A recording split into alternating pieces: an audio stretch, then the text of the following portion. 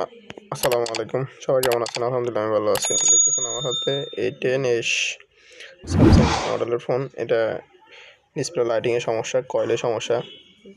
তো দেখেন আসলে কয়েল কীভাবে অ্যাপেস করা যায় বুঝছেন?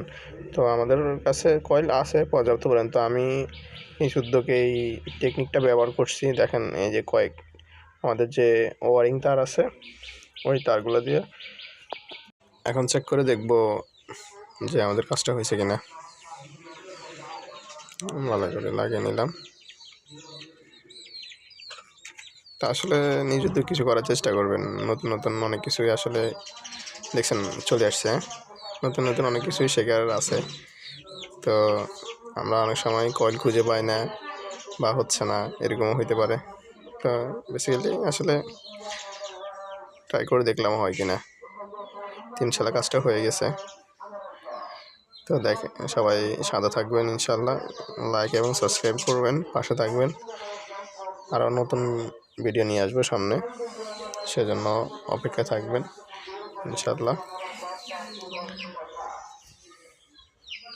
দেখছেন একদম 100% কাজ করতেছে, কোনো সমস্যা নেই।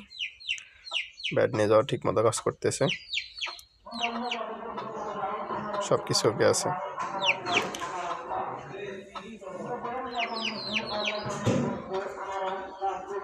একদমই মানে যে আপনার হচ্ছে কোনো ডিসপ্লে কোনো সমস্যা নাই, একদম 100% লাইটিং।